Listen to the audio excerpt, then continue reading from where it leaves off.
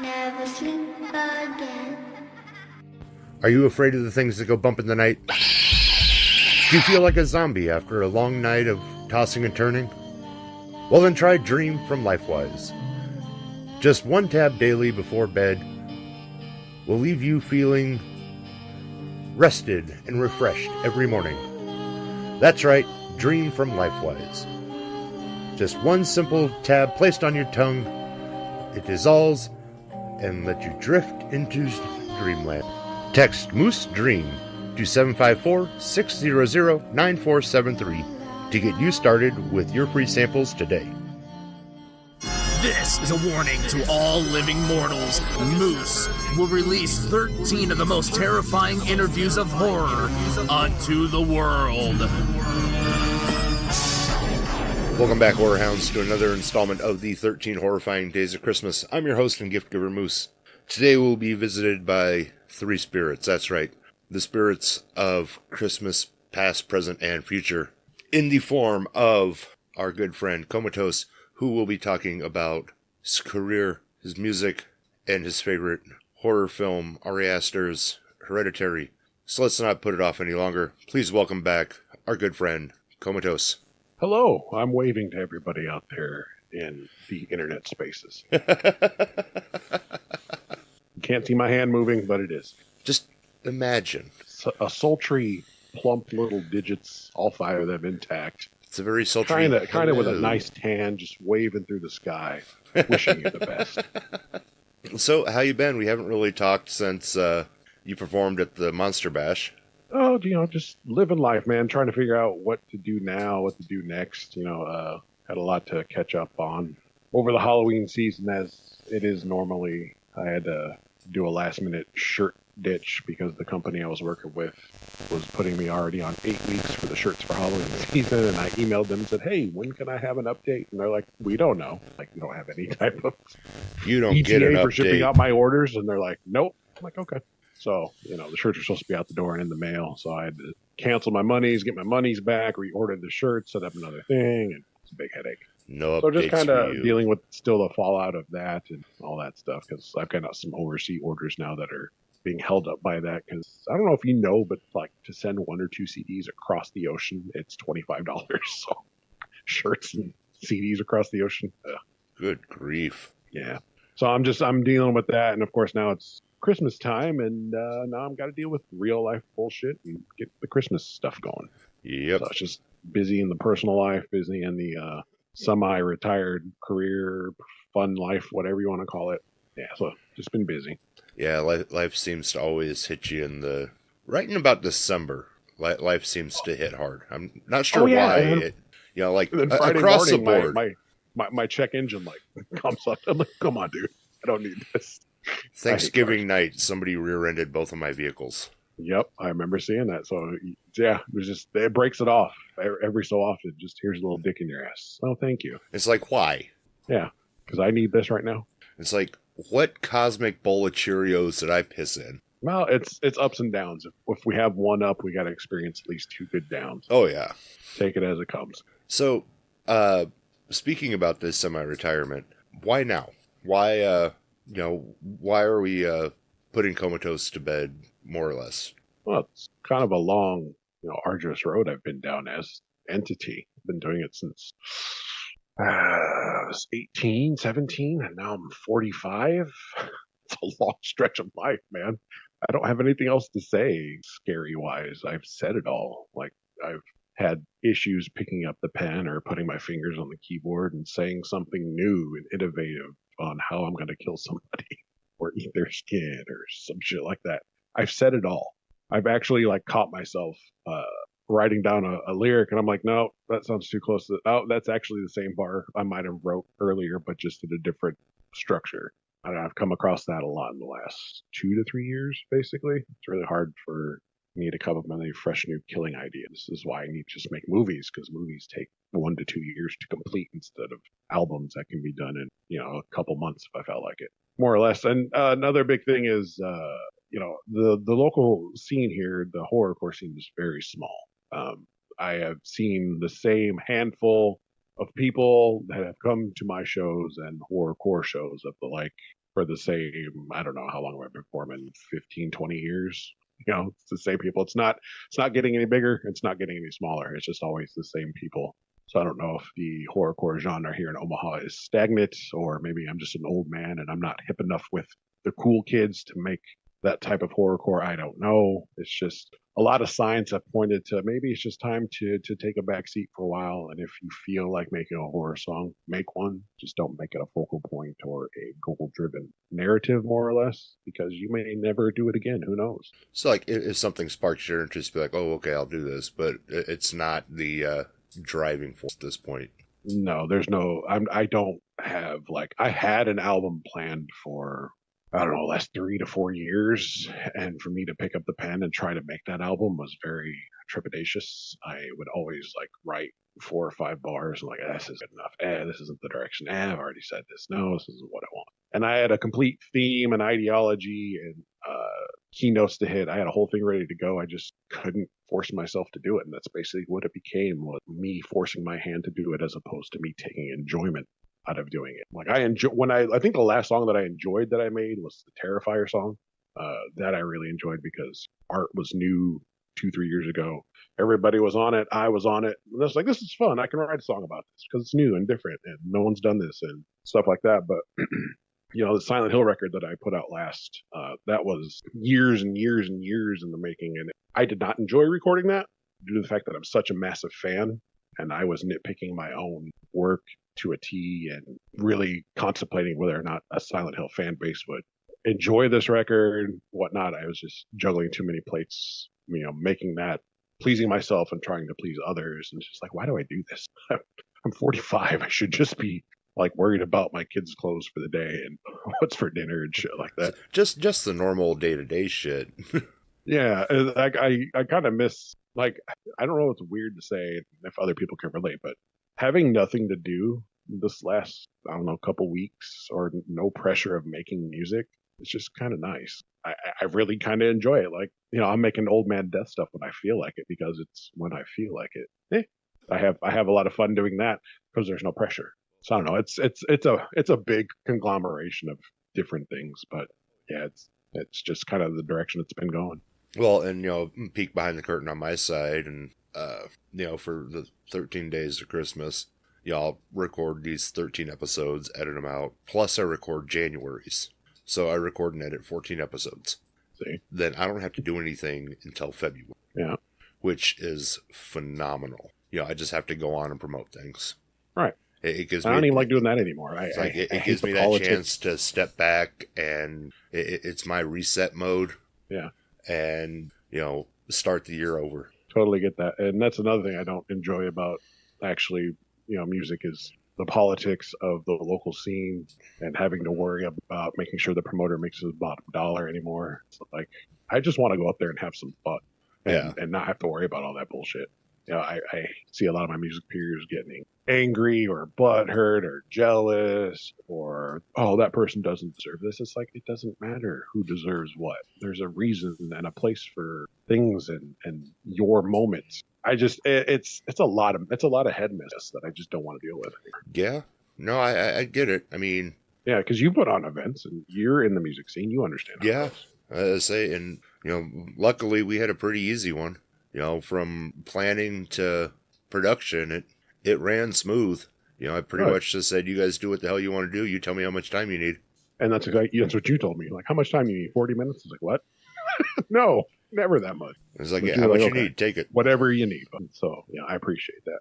But, dealing with you and Strawstone, since I know you guys personally, it's I don't want you guys to be asked out any type of money or have to be snacking on ramen for the next 2 weeks because the show fucking bombed. It's that weighs heavy on my conscience, and I feel bad for shit like that. And say I can say that the end of Monster Bash, the numbers were good. Good. I mean, not phenomenal, but that was due to some choices that I made on my own. But everything from, I'd say, the music side were really good. Good. That's good to hear. I'm glad. And it's just I don't want to have to put anyone through that or have that on my conscience. I'm reaching the neighborhood of 50. It's time to start to relax and not have to worry about, I don't want to say dumb shit, but dumb shit. I don't have to worry about shit like that. Well, yeah, I mean, hell, going into Monster Bash, and Billy from Graveyard Smash can attest to this, because I mean we talked about it a lot. I was stressing because going into it, pre-sales are low. Are people going to show up? Because like this was like my first music podcast event. It was like this weird amalgamation of like a convention and, because I had vendors, I had music, I had an interview, I had this weird amalgamation of things. And it's like, are people going to show up? Is it going to do okay? What's the response going to be? So like the lead up to it, I'm glad I dyed my hair is what I'm saying. Because it would have been great. I hear you. And that's, it's just, you're not getting any younger either, so hopefully you still find enjoyment out of stuff like that. Oh, yeah. And now that, there's a working formula, it's like, okay, I have a formula that works. I can tweak it as necessary, and I can go from there. And I can say that there will be a Monster Bash 2. Hey, we're announcing it early. So I definitely look forward to it. Good. Hopefully you don't lose hair instead of it turning gray. Right. So we've covered the past. Let's shoot to the future. Let's talk about Old Man Death. Yes, sir. Old Man Death has kind of always been there since about, 2002, 2003-ish. There was this website that I stumbled upon. I think it was because of G4 TV, maybe not. OCRemix.com, where all these people from across the globe would submit these video game mixes. And I've been a gamer since, I was 4 years old on the Atari. And to hear these iconic songs remixed into hip hop, into rock, into a jazz tune, into some dinner music, I'm like, this is fucking wild. And it's something I've always wanted to do. I love taking familiar tunes and flipping them on their head, coming at them with a new angle or what have you. So this is something I'm just like, fuck it. Well, if I'm not going to do this Komatose, I might as well do something I really enjoy and have enjoyed as a fan since, the early 2000s.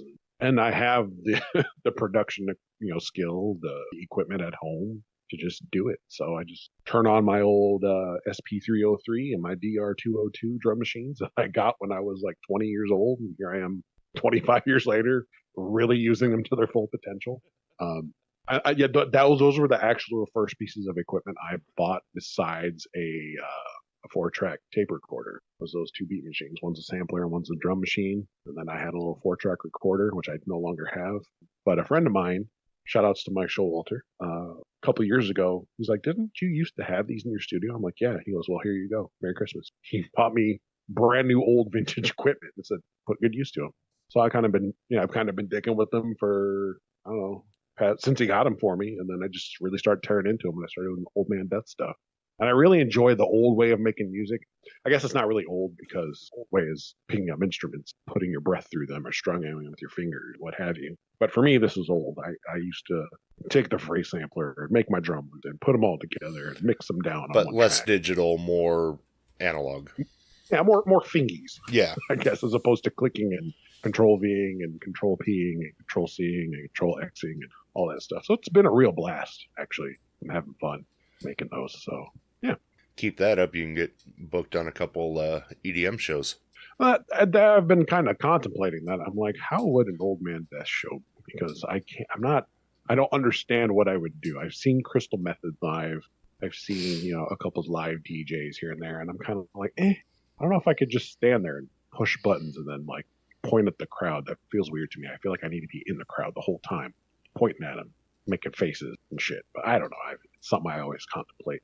Maybe one day. Well, having worked a few EDM shows, there's a couple DJs that have worked the local scene that once they start the track, they'll come out and they'll like hop down, they'll start a pit, or they'll get out and party with the crowd until the track's about over, hop up, start another one. And then, they're basically just changing out tracks, and then they get down and they party with the crowd. Cool. I was thinking about kind of mixing some type of visual element. You know how my shows go. I have no screening. So it's something I've thought about. If somebody actually offers me a show, I'll think about it a lot more. But it's nothing that's on my radar quite at the moment because I'm just kind of getting my feet wet in it so far. I'm kind of throwing down the gauntlet of a next theme album I want to do for Old Man Death, because the first one was the Monster Madness, which is NES, Mad NES, and they were all horror themed titles from the NES era. So it all had a theme tied together. So I'm trying to think of another theme. I started to do a fighting game theme as I released the Streets of Rage remix a couple weeks ago. But then I started doing other ones. I'm like, it's not going quite as good as I'd like it. So I kind of scrapped that. Trying to think of another angle to come from. Huh? Shinobi would be fun. I've actually been down there. I've made a lot of remixes no one's heard, and then I kind of just tuck them away or just delete them and be like, it's not good enough, or maybe I'll come back to that. So maybe Shinobi's one that's already done. I just haven't told nobody. Saying Ninja Gaiden had a really good soundtrack too. Yes, actually, lots of 8-bit games have wonderful soundtracks. Yeah, I've listened to video game songs. I probably have 12 to 15 different vinyl soundtracks that are just video game soundtracks, or like remix soundtracks by like 8-bit or Bit Brigade. What's the other band? Oh, there's a couple bands I have that have vinyls out that are just do the remix thing like I do, and I've been fans of them for forever. Like, and that's what was fun, was what the 8 and 16-bit games lacked in graphics, they more than made up for in music. Yeah, because and that's the thing, like the 8-bit chipsets for making music, you have to be very creative, because you only have so many channels of sound in an NES and a master system. You know, the sound chip is very small, so they have to be very creative and very smart. I guess they have to make real good choices when composing that type of stuff on such limited hardware. So I really do appreciate their artistry and the mastermind that it takes to really create something deep and memorable on such an old piece of hardware. And then for me to take that and modernize it and or give it better, stronger teeth, to me, it makes me happy. It puts a big smile on my face. Definitely gives it a little bit more meat. Yeah, definitely. And if I could be booked on a show with 8-bit Brigade or Bit Brigade, that would be a fun show. Now let's come back to the present and talk about Ari Aster's Hereditary. Alrighty. Now, when we were talking about what to talk about, I asked you your favorite horror movie, and you said objectively it was this. Why Hereditary? Hereditary to me as a movie has the least set of flaws amongst it, because you asked me the question, I said I'll have to think about that, and I probably thought about it for 4 or 5 hours before I came back to you. Yep. Because I really sat there and thought about it. I'm like, what is my favorite horror movie? And that's like a loaded question, because no, it really is.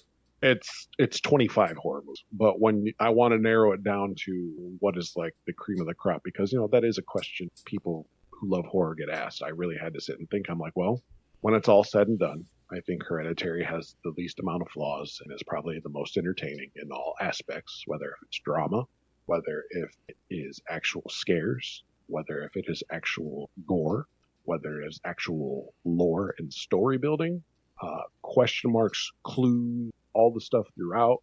I watched a 6-hour deep dive on Hereditary and was thoroughly enthralled from top to bottom, because this guy dissected everything. I'm like, this movie is amazing.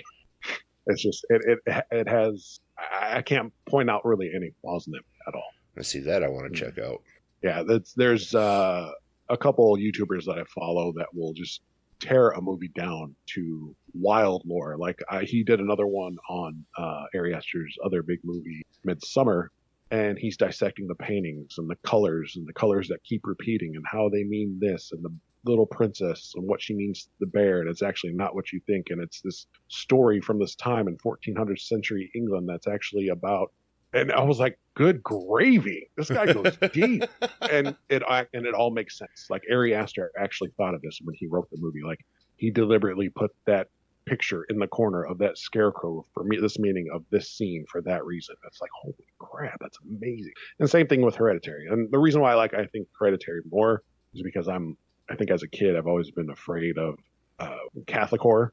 I'm myself not religious, but I think if that thing were to be real, it's fucking frightening. There's this force that's always tempting you to do evil, and there's this other force that's always saying do good, and the guy who tells you to do evil is really fucked up. I think Catholic horror and that shit to me is just fun, even though I don't really follow any type of Christianity. I just think it's one of the most fun type of horrors there are, just because all the lore and how everyone believes, or I should say, believe, like the actual statistic is like 82% of people follow some type of religion. So to me, it just makes. Oh yeah, it's funny. I've said before that the Bible is one of the greatest horror stories ever written, and people look at you funny when you say that. Absolutely, Cain killing Abel. Like that's what's more horrorcore than that? Killing Like, your own brother. It's like Why? yeah, there's family slaughter. I mean, there's the Old Children's Testament slaughter. is I mean, it's very blood and guts. Yeah, absolutely, and that's why I think it's fascinating that we as humans follow this book full of very grotesque imagery. Why? Because some As Roman like our emperor moral said compass. so. Yeah, when there's just all this other iconography and story beats and stuff that are borrowed from so many other religions, and Christianity's like this hodgepodge mutt Heinz 69 type of religion that people just don't even really get. Yeah. So, and if you're a Christian out there, I'm not trying to clown or rag on you. It's just my observation of the person standing outside of your religious bubble. So yeah, just outside looking in, it seems bizarre. Absolutely. And if this makes you sleep better at night and you're not beating people over the head with it, hey, more power to you. Say, Go get good your on Jesus you. on. Yeah, absolutely. I say, if it helps you be a good person, congratulations. Yeah, you're doing better than most. Yeah. Because most people, they turn into shitbags. Yeah, I know a lot of shitbags. Yeah, but they love Jesus, so it's okay. On the rewatch of Hereditary, the only downside I came away was there were a few spots where the cutaways seemed really like clunky. Interesting. I always found Harry Aster, fuck me if I can't remember the cinematographer's name. I found he works with him in most of his movies. I actually enjoy it. And it's just like, it just seemed like weird spots in the story to cut.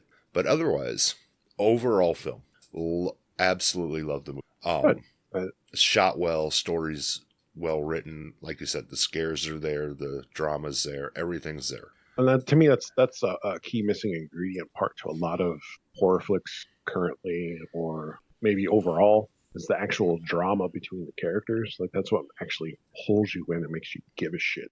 Like, oh, don't make these people go through horror things because we are invested. And that's what grabs you by your nape of your neck and makes you go, oh man, this sucks. Well, say, and I've talked about this numerous times, where the one of the things I'll judge a movie on is, am I invested in the characters? 100%. Whether I want them to survive or die, is there any investment in the characters? If there's no character investment, whether it be the killer or the, in this case, the family, what the hell's the point of watching the movie? Yeah, 100%. You're just watching it for a body count. Yeah, and I think a lot of movies miss out on that beat. That's a real important thing. And don't get me wrong, in the right mood, a good body count movie is phenomenal. AKA Terrifier. Yes. Terrifier is just eye candy with a splash of story. And it's okay because it's taking you to a realm of over the top. And you need those things sometimes. You need those things. And then Terrifier 2 came back with story and character development. Terrifier 3 came back with even more. Yeah. So which was good. It's fun to see how movies evolve. But yeah, absolutely. What really hit with Hereditary was how almost real it could be in the realm of like the paranormal and just day to day. Very much so. I very akin Hereditary to first getting on a roller coaster, because you're standing in line, you're waiting to get on. You're excited. Oh, the car pulled up. You're about to get on the car. Okay, ooh, cool. I'm going to get in the car. Oh, I got to put the lap belt on. Okay, we're going to take off. Oh, here goes the train. It's leaving. Oh, here comes the first hill. Oh, we're taking our time. We're getting there. Oh, shit, we're at the top. And then the brakes fucking fall off and you're in complete terror. To me, that's the ride of Hereditary. It's a slow build. It gives you enough to keep you interested. It drops these little clues and hints. And there's some oddities, like, when the grandma is in the shadows, she turns the light on, she's not there. It's like, did she really see her? Did she didn't see her? The dream states that she has. And then finally, when the oldest son comes home and dad's dead and mom's crawling on the ceiling, she's sawing her own head off, she's beating her head on the door. It's like you dropped. You hit the peak of the fucking roller coaster, and now you're fucking holding on for dear life. Well, yeah. To me, a movie should be that. It should be this thing where Okay, it's giving you a little something. You're standing in line. Oh shit, there's that car. We're about to get in. It's like, oh shit, there's some cool shit happening. It's the same formula. Give me that ride every time, and I'm hooked. Well, and like, yeah, what's cool is you start with this clearly dysfunctional family, like most families. Yep. And that's what makes it relatable. It's like my mom's a shitbag, or my dad's a shitbag, or my brother's a shitbag. And by the time you get to the end of this movie, the dysfunction's dialed up to 11. And it's, To say the least. yeah, and it's insane. Like, and it drives home the fact that it could always be worse. Right? Like, Absolutely correct. and My mom could be trying to stuff a demon king inside my body. yeah, So, it's like, Not a no lot matter you can how say shitty out my there. life is, it could always be worse. right.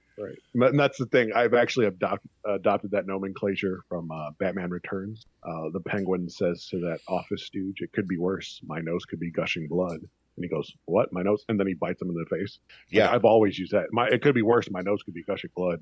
And people are like, "What the fuck do you mean?" Well, just trust me when I say what. If you take the supernatural out of it, you have a compelling drama. Yeah, 100%. It's still a good movie. Essentially you have this dysfunctional family who, loses grandma at the beginning, loses a daughter, and then the family doesn't know how to cope. Yep. And just blows apart. And just like any other parent, because I can speak from this, when you lose a child, you search for answers, and you take the path of least resistance when it comes to answers, and that's exactly what Toni Collette characters did. That lady came up to her and said, "Hey, I know this may sound weird, and this may not be normal, but I have been speaking to my child through the afterlife. Maybe you should check it out." If someone offered me that after my child passed, I might look into that. Like, what the fuck? What else do I got to lose? And say, and yeah, I can say I've never lost a child, but if somebody offered me the chance to speak to anybody that I've lost in the afterlife, yeah, 100%. See? And I guess that's a good, just a story beat all around. Make it make sense. Don't just throw shit at the wall and hope that your viewer puts it together for you. Make it make sense. And that's a perfect story beat. That's a good way to drive everyday normalcy into the fantastical supernatural. Someone dies. Well, you've heard of the afterlife. Well, maybe this lady can take us down that road and we can figure it out. And then you can start getting to darker and more creepier and wild shit. And it makes sense. And it 100% did. Exactly. So again, that's why I say this movie to me is the movie with the least amount of mistakes. Yeah. So therefore, it's my favorite, story-wise. Yeah. Everything else is subjective, I guess. It like you said, it's the slow burn ends in a blazing inferno. Absolutely, and that's to me literally that's movies. Yeah, it really does. I hope that his plan for a sequel and potential spin-off can get off the ground, because that would, he's been talking about it for years at this point, but in the movie world, that really doesn't mean anything. You can talk about it for 20 years and it could still get made. So yeah, last I heard, he's trying to kind of keep a world building. He said loosely that Midsummer and Hereditary are adjacent to each other, to the fact that they both deal with keeping away demons. Yeah. He says that is a tying, because the reason why they do the Harga in Midsummer and pick the May Queen is to fend off the famine and the plague that a demon brings to the Harga. And she, of course, does the rituals and whatnot. Of course, with Hereditary, we're dealing with Payman and Kings of Hell.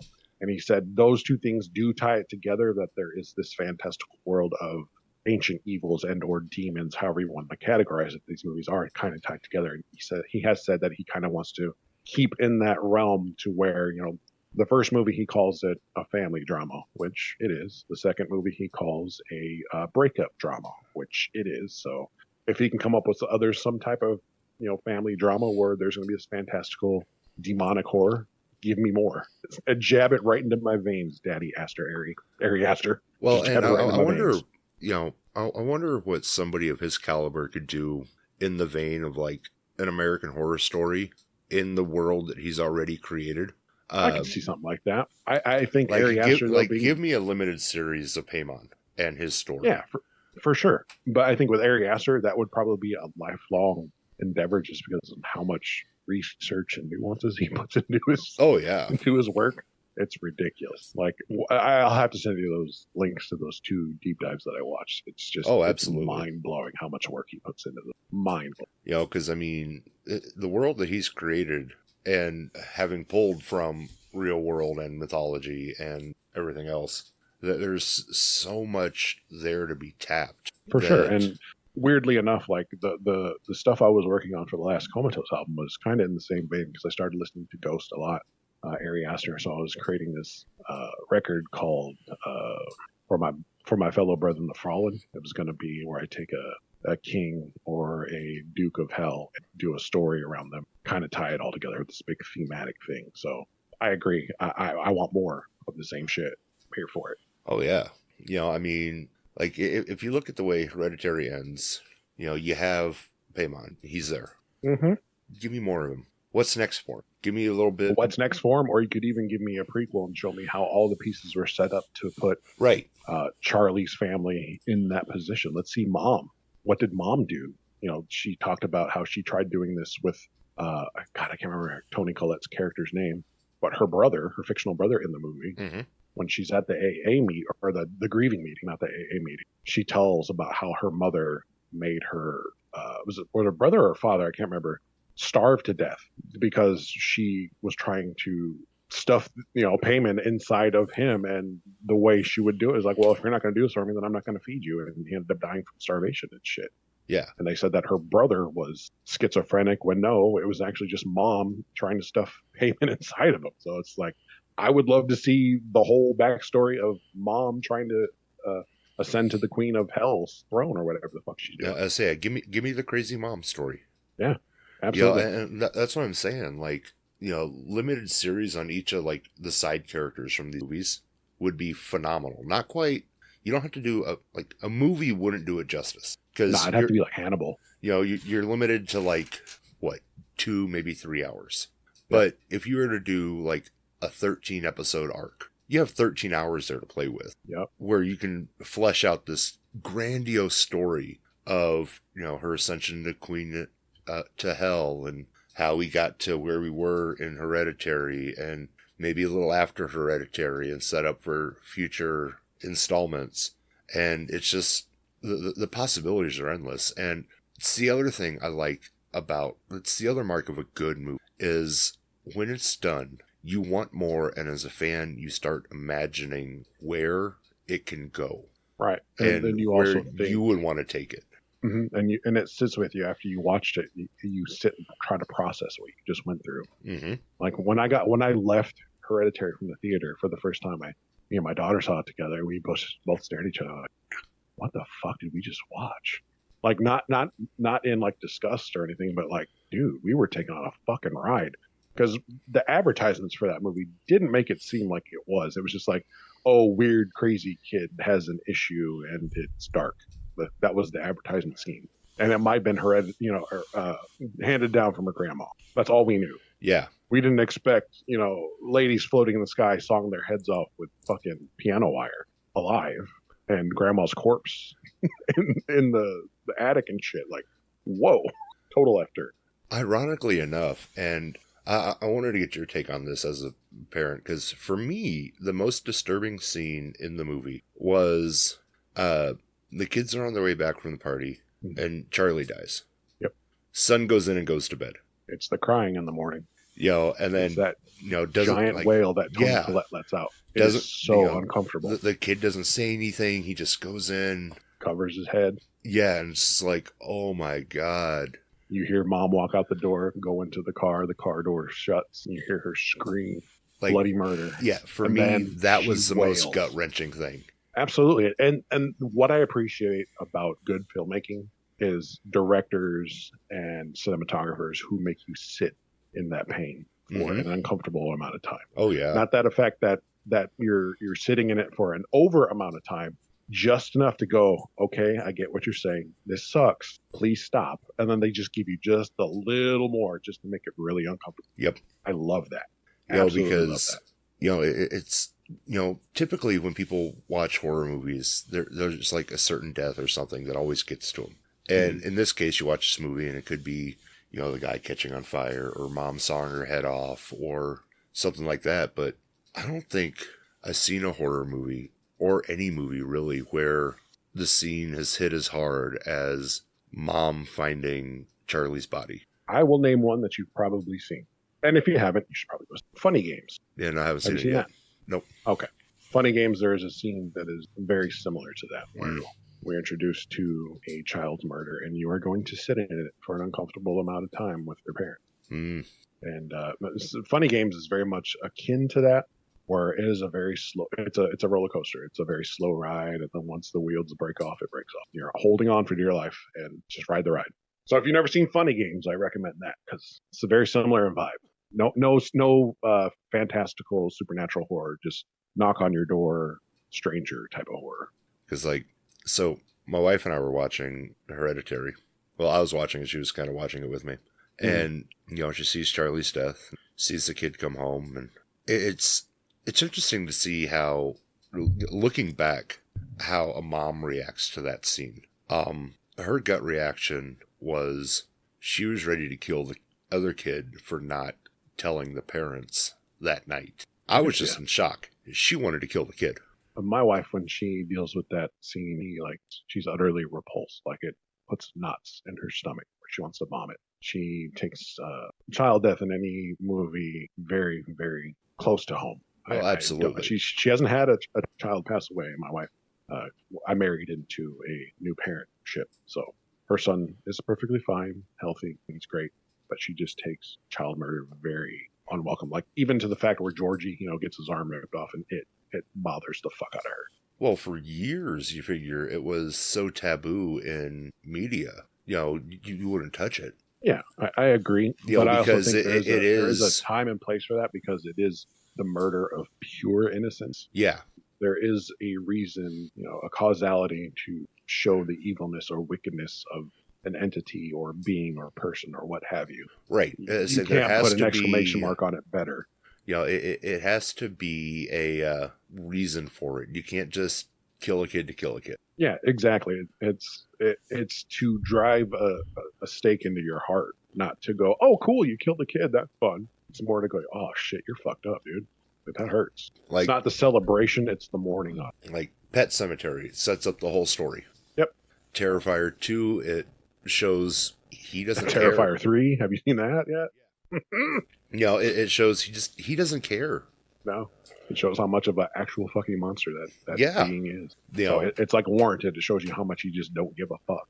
Whereas, you go back to the 80s, you have Jason going into a cabin of kids, and he just looks at them. Yeah, exactly. It's just, it's I don't know.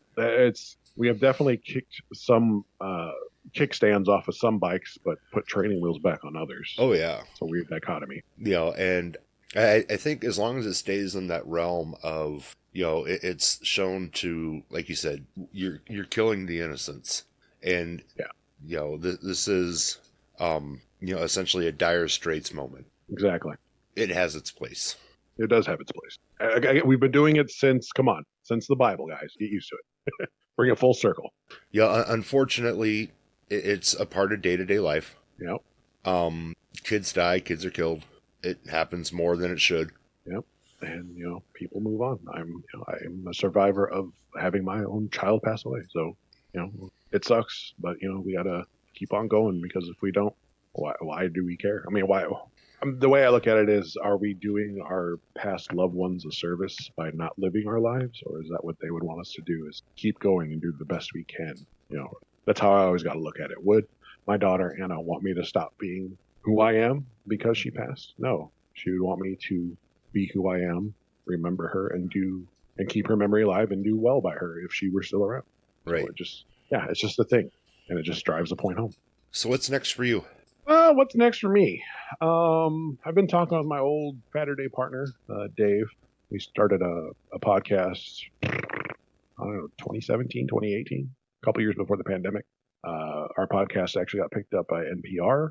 And as soon as we got onto the radio, I had to dip because I got married, got a new life. Wife's job got in the way of us doing the podcast, and et cetera, et cetera. So I may be hopping back on board and be on your FM dials on KIOS. Was it 91.5, I think, 91.7? So I'm talking to my buddy Dave about making a comeback to Saturday. Don't know if it's going to work out because he's kind of been holding it down for the last 3 years, 4 years, something like that. Because we got out of the pandemic and we started doing lunches car side, eating outside, and then restaurants started to open up.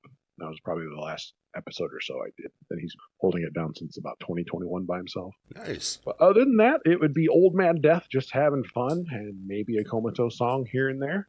Hell yeah. And I've been playing lots of Fallout 76. My downtime stuff. So I'm looking forward to in January. What's that? Just getting lost in Fallout again.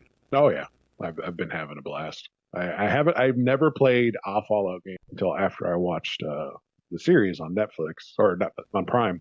I'm like, wow, this is actually really fun. I really enjoy this TV show.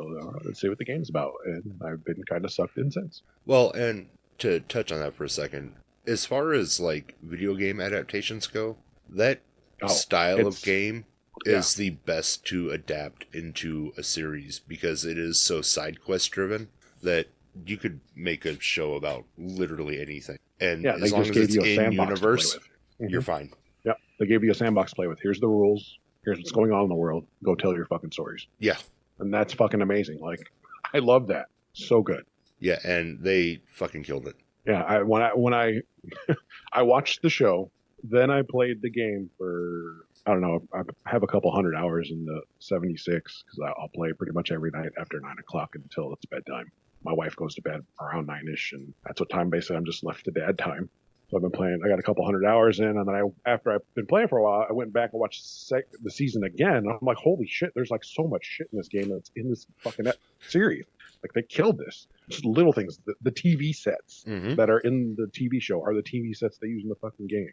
All the food product placement is all the food that are in the fucking game. You know, the power armor looks exactly. It's just they nailed it. Best adaptation they've ever done. And ever. They can just keep going because you know, they just started season 2 last week. Actually, they started filming. You know, it's one of those where, you know, and that's one of the things I've loved about like Fallout and Skyrim and really about anything Bethesda puts out is it's such an open world that they could focus on any type of character really, and you have a run of story. Absolutely, because some of the characters in game have their own complete like history and story and future and characters. It's like Valentine, the synth that's in Fallout 4, like he could have his own fucking series, just his story.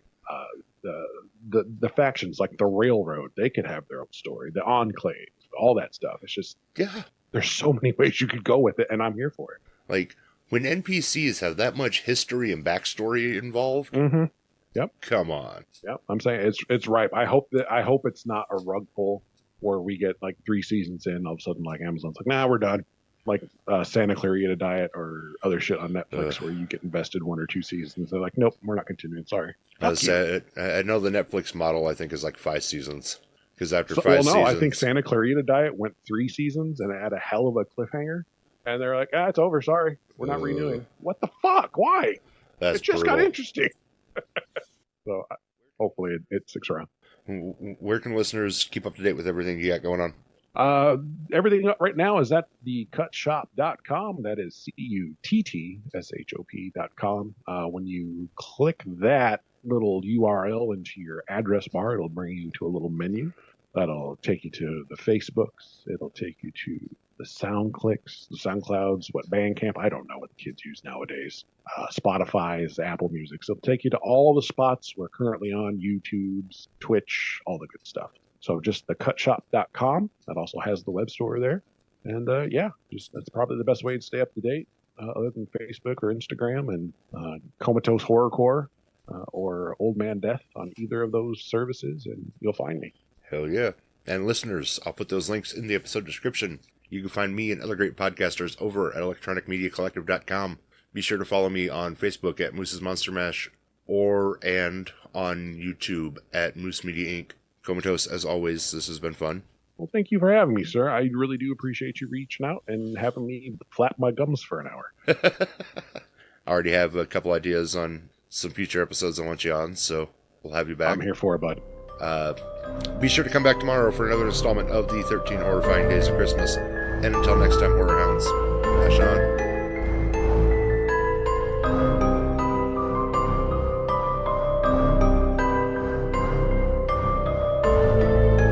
This has been Moose's Monster Mash. Come back for more chills and thrills if you dare.